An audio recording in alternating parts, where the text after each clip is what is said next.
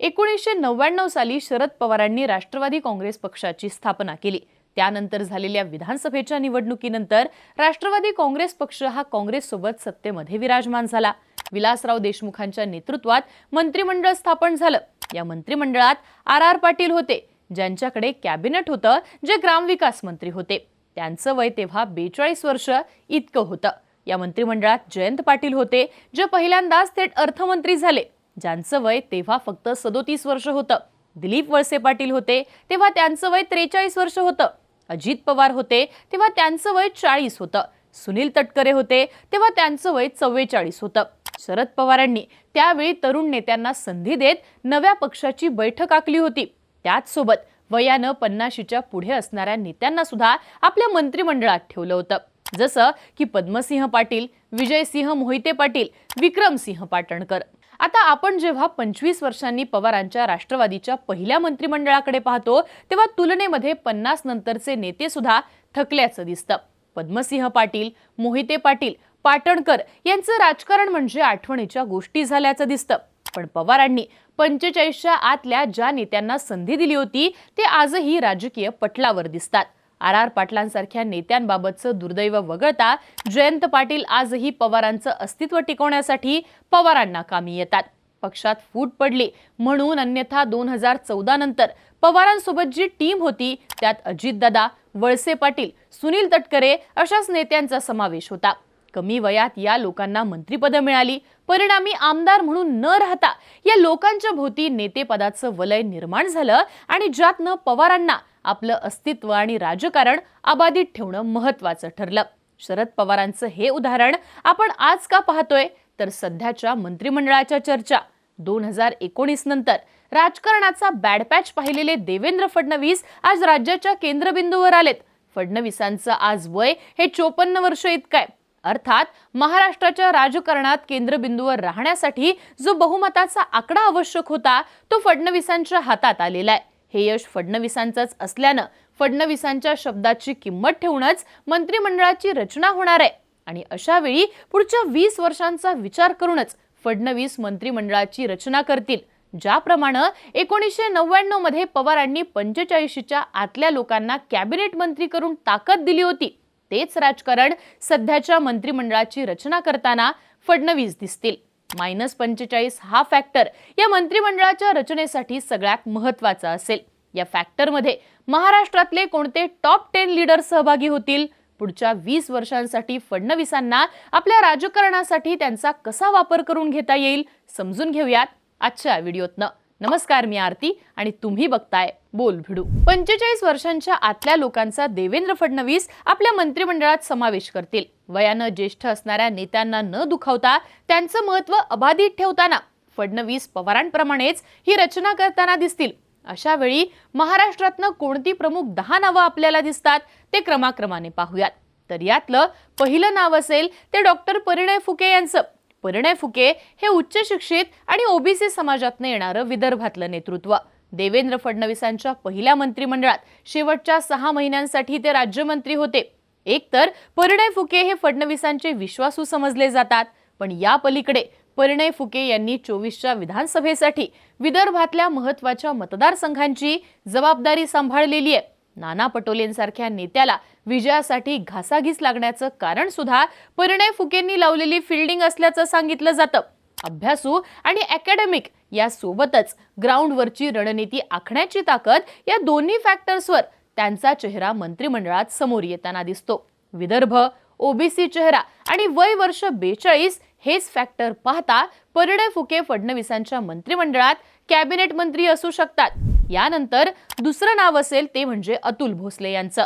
संस्थात्मक राजकारण असणारा, सहकाराचा पाया असणारा नेता फडणवीसांना या निवडणुकीत विधिमंडळाच्या राजकारणात मिळाला, तो म्हणजे अतुल भोसले।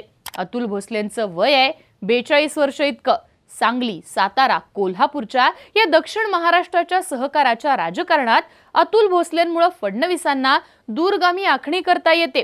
पृथ्वीराज चव्हाण यांना हरवल्यामुळे अतुल भोसलेंचं राजकीय मूल्य सुद्धा वाढलेलं आहे। सातारा, भोसले, मराठा, संस्थात्मक राजकारण आणि त्याच पद्धतीनं वय या सगळ्या फॅक्टर्सवर अतुल भोसले सुद्धा फडणवीसांच्या मंत्रिमंडळात मोठं खातं मिळवताना दिसू शकतात। यानंतरचं तिसरं नाव असेल ते मंगेश चव्हाण यांचं। उत्तर महाराष्ट्रातून येणारा डाऊन टू अर्थ वाटणारा चेहरा म्हणजे मंगेश चव्हाण। गिरीश महाजन यांचे स्वीय सहाय्यक ही ओळख गेल्या काही काळात त्यांनी आपल्या कामातनं पुसल्याचं बोललं जातं।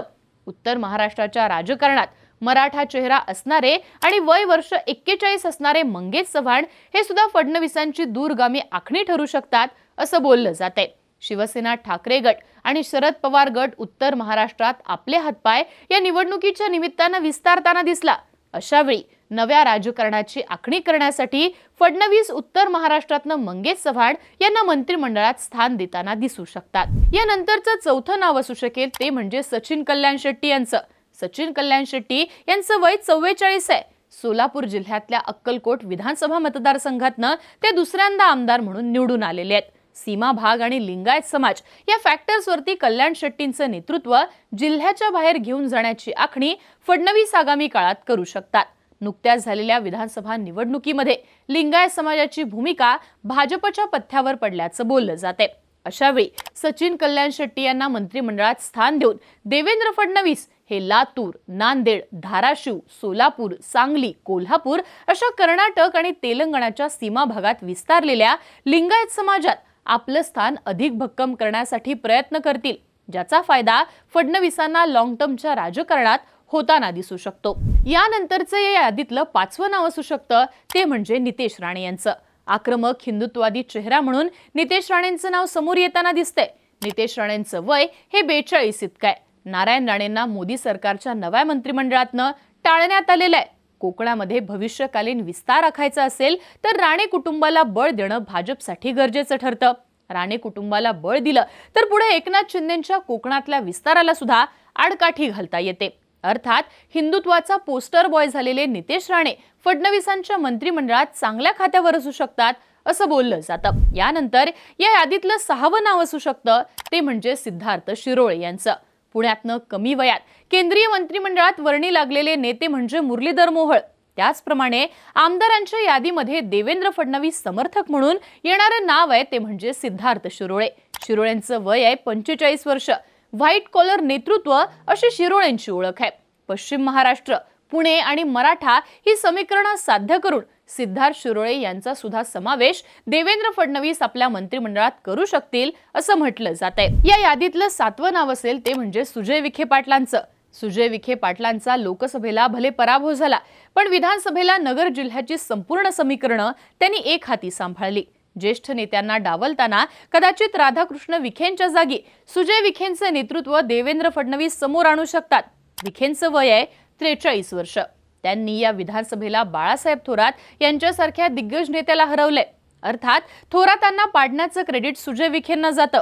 नगर जिल्ह्यात पवारांच्या भविष्यकाळात हातपाय पसरण्याला, रोहित पवारांच्या नेतृत्वाला अटकाव घालण्यासाठी देवेंद्र फडणवीस हे सुजय विखे पाटलांची मंत्रिपदावरती वर्णी लावत त्यांना बळ देतील असं म्हटलं तर आता चुकीचं ठरणार नाही। यानंतर देवेंद्र फडणवीसांच्या मंत्रिमंडळातलं आश्चर्यकारक असं आठवण नाव असू शकतं ते म्हणजे संतोष दानवेंचं। रावसाहेब दानवेंचे सुपुत्र म्हणजे संतोष दानवे। 37 वर्ष वय असणारे संतोष दानवे आक्रमक असले तरी सुद्धा त्यांचं मराठा असणं आणि मराठा आरक्षण पेटलेल्या भागातलं असणं हे महत्वाचं आहे। गोदावरी पट्ट्यातल्या विस्थापित मराठ्यांना दूरगामी राजकारणात टाळणं फडणवीसांना फायद्याचं ठरणार नाही। अशा वेळी संतोष दानवेंना बळ देत भविष्य काळातली आखणी फडणवीस करू शकतात। संतोष दानवेंना बळ देऊन मुंडे गटातल्या दानवेंना सामावून घेण्याचं काम सुद्धा फडणवीस करू शकतात। या यादीतलं 90 नाव असू शकतं ते म्हणजे गोपीचंद पडळकरांचं। पडळकर हे आक्रमक नेतृत्व, पण त्यांना राजकीय ताकद देण्याचं काम फडणवीसांनीच केलं। धनगर समाजातल्या तरुणांमध्ये पडळकरांचं चांगलंच आकर्षण आहे। याशिवाय ते प्रस्थापित मराठ्यांच्या राजकारणाची पंढरी समजल्या जाणाऱ्या सांगली जिल्ह्यातून येतात। भाजपच्या लाटेत सुद्धा जयंत पाटील, विश्वजित कदम आणि रोहित पाटलांनी आपले गड राखलेत। अशा वेळी या नेत्यांना शह देण्यासाठी पडळकरांचा चेहरा हा समोर येऊ शकतो। पडळकरांचं आताचं वय आहे 42 वर्ष। या वयामध्ये धनगर समाजातून येणारं नेतृत्व म्हणून त्यांनी आपलं नाव केलेलं आहे, ज्याचा फायदा फडणवीसांना दूरगामी राजकारणात निश्चित होऊ शकतो। यानंतर या यादीतलं 10वं नाव असू शकतं ते म्हणजे श्वेता महाले यांचं। बुलढाणा जिल्ह्यातल्या चिखलीतनं श्वेता महाले दुसऱ्यांदा आमदार म्हणून निवडून आल्यात। 41 वर्ष वय असणाऱ्या श्वेता महाले यांचे पती विद्याधर महाले हे फडणवीसांचे निकटवर्तीय म्हणून ओळखले जातात. पश्चिम विदर्भ प्लस मराठा प्लस महिला ही सांगड देवेंद्र फडणवीस कदाचित श्वेता महालेंच्या बाबतीत आखताना आपल्याला दिसून येऊ शकतात. अर्थात ही 10 नावं आपण कशाच्या आधारावर बोलतोय तर एक हाती बहुमत हे राजकीय प्रयोग करण्याची संधी देतं. 2014च्या काळात देवेंद्र फडणवीसांचं नवीन नेतृत्व असल्याने त्यांना प्रयोग करण्याची फारशी संधी मिळाली नव्हती. आता मात्र देवेंद्र फडणवीसांच्या हातात एक हाती नेतृत्व येताना दिसते. अशा वेळी भविष्यकाळात झालेला राजकीय तोटा टाळण्यासाठी देवेंद्र फडणवीस -45चा पॅटर्न अंमलात आणून आपल्या नेतृत्वाची आखणी करताना दिसून येतील असं म्हटलं तर चुकीचं ठरणार नाही हे मात्र नक्की. तुम्हाला काय वाटतं? देवेंद्र फडणवीस यांच्या मंत्रिमंडळात हे तरुण चेहरे आपल्याला पाहायला मिळतील का? या 10 पैकी कोणत्या नेत्यांना मंत्रिपदाची लॉटरी लागेल? याबद्दलची तुमची मतं आणि प्रतिक्रिया आम्हाला कमेंट बॉक्समध्ये लिहून कळवा आणि यासारख्या राजकीय घडामोडी विस्ताराने पाहण्यासाठी बोलबिडूच्या YouTube चॅनलला नक्की सबस्क्राईब करा.